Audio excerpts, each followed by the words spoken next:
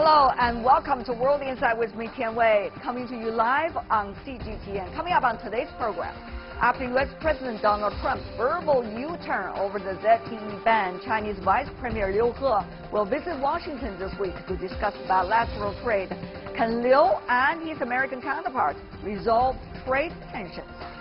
And to get a grip on the rapidly changing China-U.S. trade tensions, I spoke with two experts who analyze what is in store for the world's two biggest economies.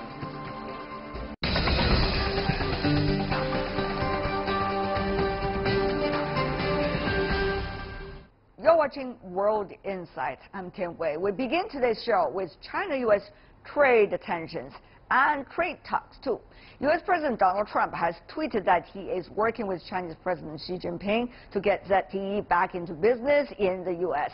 This reversal in rhetoric comes just 4 weeks after Trump's administration's banned U.S. companies from exporting to ZTE. President Xi Jinping's economic advisor, Vice Premier Liu He, will visit Washington this week to meet U.S. Treasury Secretary Steve Mnuchin and other White House officials. Can Liu's trip this time succeed in preventing bilateral trade ties from souring further? Another round of trade talks. Chinese Vice Premier Liu He, who's the special envoy of Chinese President Xi Jinping, leads a delegation to the U.S. at the invitation of Washington from Tuesday to Saturday. Vice Premier Liu will continue to hold consultations with the U.S. economic team on economic and trade issues between the two countries.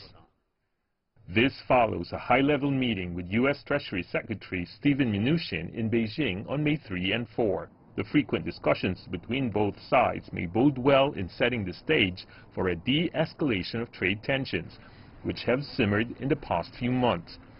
The Trump administration has threatened to impose tariffs on up to $150 billion worth of Chinese goods, while China has vowed to retaliate against U.S. exports if the Trump administration did levy the tariffs. But 2 days ago, Mr. Trump tweeted that he and Chinese President Xi Jinping are working together to give massive Chinese phone company ZTE a way to get back into business fast.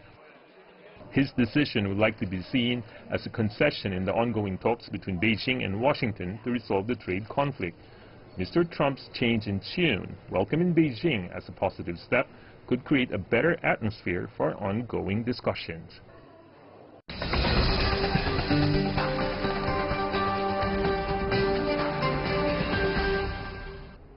For more on China-U.S. trade relations, we are joined in our Beijing studio Mr. Liu Baocheng, the Dean of the Center for International Business Ethics from the University of International Business and Economics. Welcome, sir, to our program. In Hong Kong, we have Hong Hao, the Managing Director and Head of Research from Telecom International.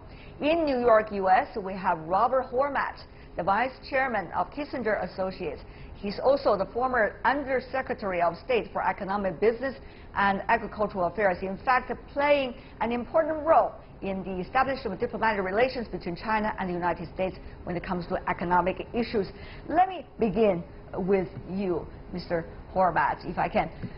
How should we see Vice Premier Liu He's trip to the United States? Critical point, hearings going on at the Capitol Hill. Well, at the same time, there are a lot of different opinions inside the United States about China. Yes, I think this is a very important visit. The general view in Washington, at least publicly, was that the last set of negotiations didn't go as far as the administration wanted and didn't really deal with some of the issues China wanted either. So this is another opportunity to talk. And I think there has been, particularly in the president's decision on ZTE, something that can be called a confidence builder on the China side, where the president clearly has been listening to President Xi Jinping about the importance of ZTE and made some very surprise decisions to help ensure that it didn't have further problems. So I think the environment for this discussion is improved, but there's still a lot, clearly a lot going on behind the scenes that we're not aware of, and I don't think the Vice Premier would have come here unless there had been some behind-the-scenes progress on some of these trade issues. Surprise decision, that was Mr. Hormaz used when it comes to the words to describe the latest development with ZTE. But, you know, we don't know whether that ZTE is a single issue or whether it is likely to be the logic how U.S. is going to deal with some of those technology companies coming from China. Well, we are not surprised by the surprise produced by Donald Trump anyway. So, at least this is really a friendly atmosphere to prepare a way for a more positive and a more measurable result that can really bring on the table upon the Premier's visit to the United States.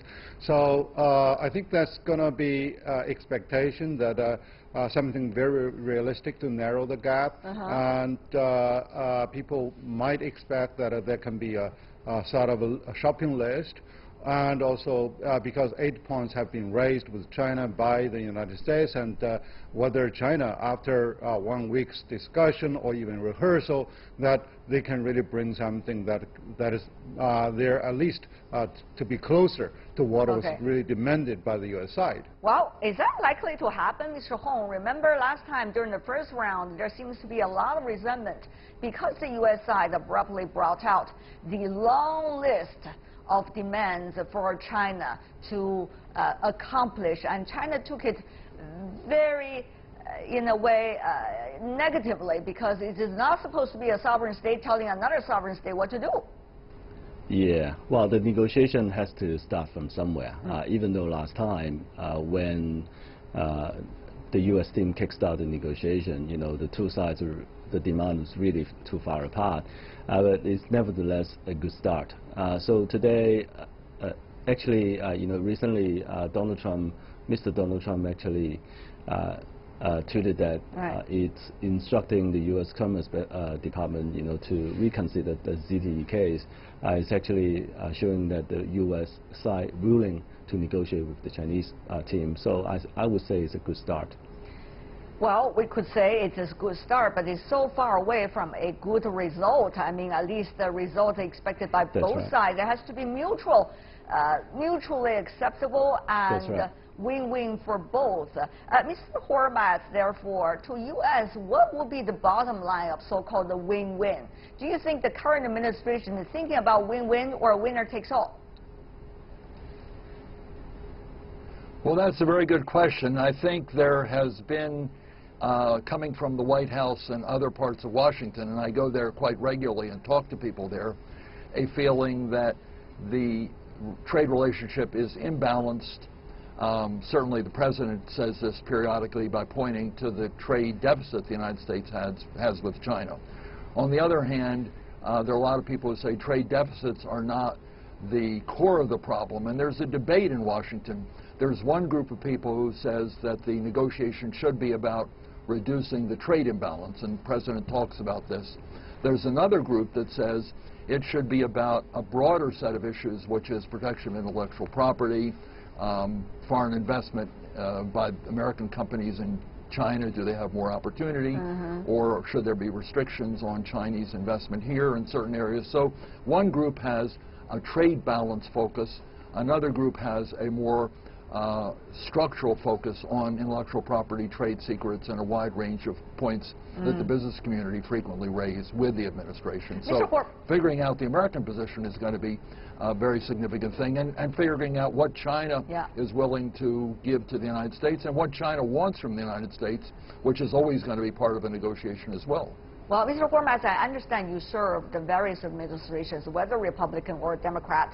The question really is, do you think this time the U.S.-China trade discussion, is it only about trade, or it is about something much bigger than trade now, Mr. Hormaz, that we are letting the cornerstone of the relationship, which is trade and economic ties, now be the testing stone of the nature of this bilateral relations for the near future? You're absolutely right. The relationship is about trade, but trade has bigger investment also. They both have bigger implications. And as you correctly point out, if the trade and investment relationship goes sour or deteriorate, or don't get better, at least somewhat, relatively soon, it could affect political relations and other kinds of relations in a broader sense, and the overall question of trust. And therefore, in particular, it relates to the questions related to the Korean Peninsula, because clearly China plays a major role on those issues, and the United States and China are talking, and it can't help but be in the back of people's minds, even if we don't talk about it in Washington very much, that if the trade part of the relationship doesn't work, then it may be somewhat harder to work on the Korean issue with leaders in Beijing. So the two are related, at least psychologically, and maybe in other ways as well. Mr. Hong, there are different debates also going on in China as well, as you may be aware from Hong Kong, that people see these issues between China and the United States. They are interlinked, but at the same time, when they are interlinked, it could be very vulnerable for every issue of this overall pact of the bilateral relations. And Mr. Hong, how do you see the nature now going on for round 2 of U.S.-China trade talks? Is it about trade, or is it about much bigger issues? Yeah, it's a little difficult to second guess, what's the nature of the negotiation really is about. The market seems to be pricing in a scenario that's substantially much further than a simple trade negotiation and trade talks. Reason being, during the initial stage of the negotiation, the Made in China 2025 was brought onto the table, and which we all know is one of the key strategies China is pursuing, going forward.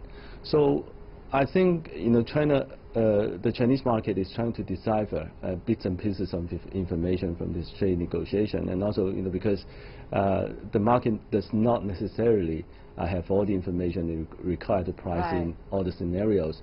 So at this moment in time, the market seems to be thinking that it's substantially more than just simple trade talks. Professor Liu, there are several things going on right here.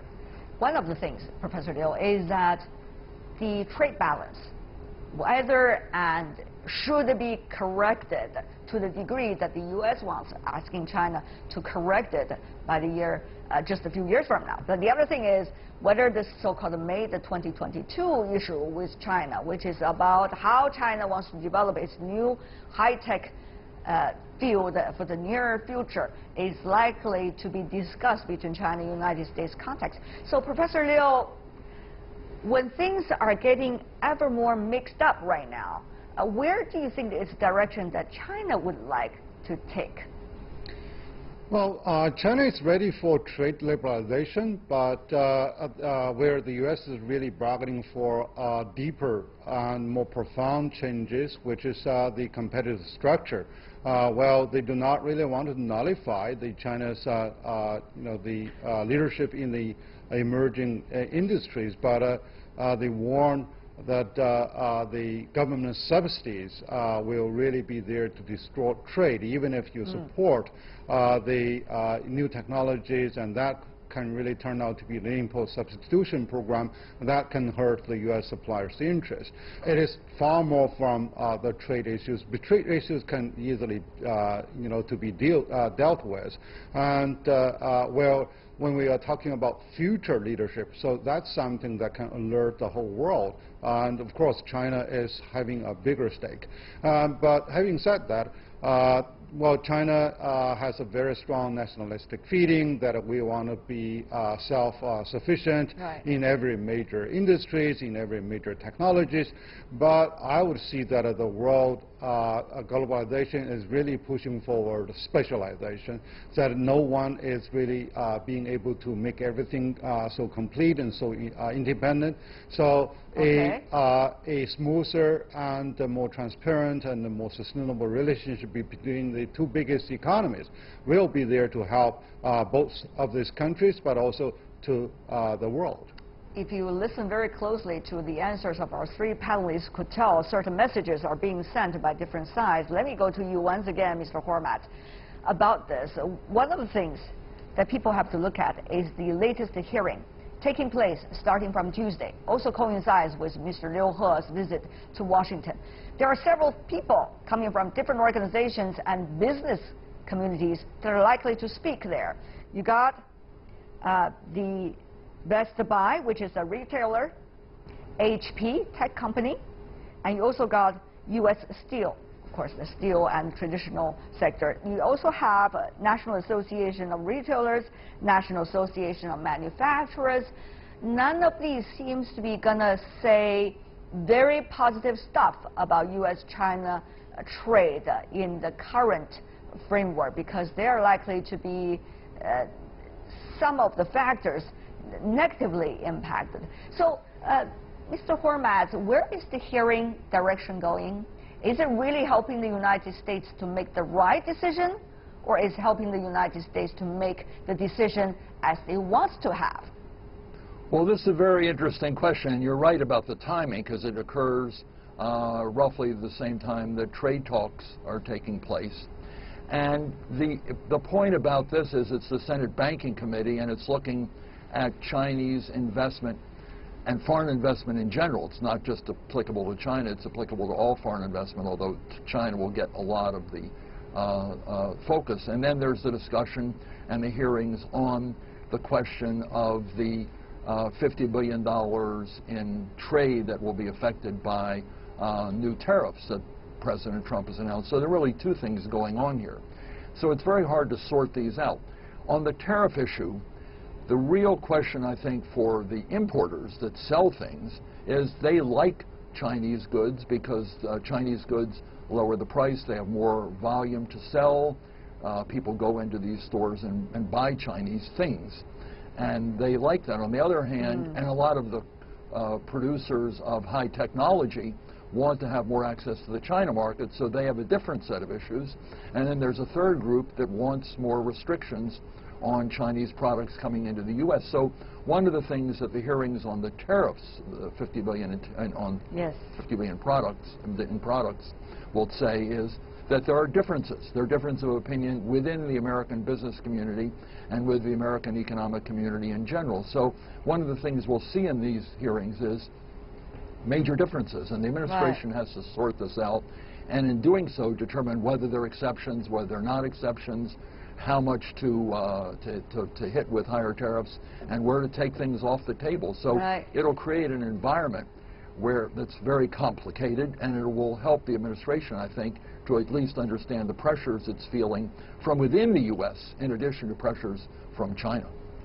The word that you used, Mr. Hormat, to help the administration is a very interesting one. Mr. Hong, we do not know how likely the Capitol Hill is going to work or not with the White House on this decision. After all, the president seemed to have a lot say in making a decision about trade issue. Mr. Hong, what do you make of this mixed picture of the Capitol Hill, the White House, and the administration trying to have a talk at the same time? Yeah, there are many interest parties involved in this negotiation. Even from the Chinese side, you have seen the semiconductor group and also other groups have a very eager sort of interest to say in this negotiation.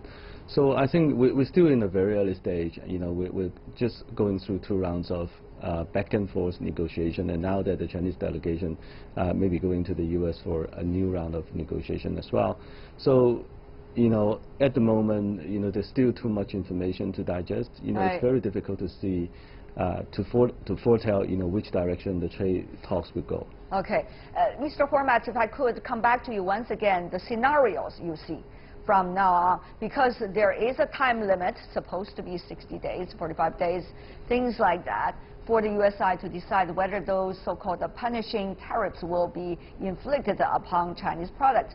On the other hand, there's also be a longer stretch of time when some of the key decisions have to be made regarding China-U.S. trade. So what kind of time frame do you think, sir, we should really look at? Will the so-called 45 days really 45 days, or there's very different ways of nuance that we can take a look at that? It's a great question. The administration, I think, is now recognizing that the process is far more complicated than perhaps they thought it was even a few weeks or months ago. And that is, they're seeing a lot of divided interests in this country with different sets of objectives, first of all. Second, the process of sorting out requests for exemptions on those tariffs internally in the U.S. has become very complicated, as it is on the steel and aluminum tariff issue as well. And third, this all goes into a political process that will affect the political relationship. And then there are a whole range of other domestic issues that relate to consumers. So this is about trade on one hand, but it's far more complicated. I think it's going to be very hard to sort this out in 45 days. And we shouldn't expect that trade negotiations, however good the negotiators and committed they are going to be able to resolve a lot of these issues very quickly. So you really have the tariff-related time frame and then the longer-term time frame of trying to sort out the broader issues and develop solutions that are mutually agreeable. That is going to take time. I've been a trade negotiator. I've been Deputy U.S. Trade Representative. I know it takes time. Liu He is a very good negotiator. Bob Lighthizer has very different views. I know him quite well. They're two experienced people, right, but they have a whole bureaucracy and a lot of competing pressures on them to try to work things out. I think they want to resolve major issues, but it's not so easy to do, and they may have different sets of objectives for the end product of the negotiations that they have to sort out. Professor Liu, how do you look at the complexity and the nuances pointed out by the other two guests, not to mention the list that you have on your hand right now? Well, yes, there are very divided interest groups that are involved in there. You know, those who are on the bus would like to close the door, and those who are waiting for the bus would, you know, like to keep the bus over there waiting for them. So after all, I would really expect that if the tariff can be postponed, that would be a very ideal outcome. And to completely eliminate the tariff, I do not think they are really politically acceptable, but yes, to give a longer period of time for both sides to sit together, to simmer in a lot of those ideological issues and also the realistic agenda. Okay. I think that's the very positive solution already.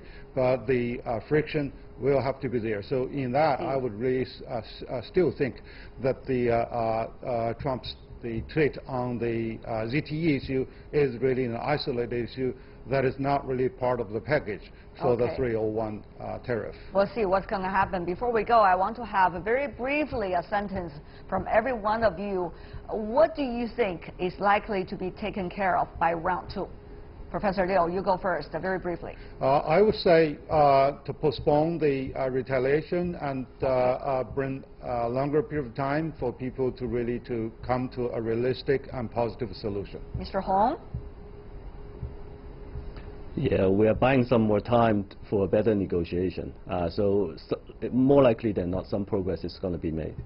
Okay. Well, Mr. Hormat, progress? I agree. Some progress is likely to be made, but the key now is to put together negotiating teams on both sides so that when Vice Premier Liu He leaves, there will be a group of people who work on the detailed components of a package. They can reach a broad set of principles in terms of their agreement, but the real work frequently is done between major negotiations of top leaders and more by people who are experts in the area. So they have to have an ongoing process. We hope that process will be well established after round 2. For now, thank you so much for the three of you for being with us. Liu Baocheng, Hong Hao, last but not least, Robert Hormat. Really appreciate, gentlemen, for being with us. Thank you. You are watching World Insight. I'm Tian Wei. Still to come on the program.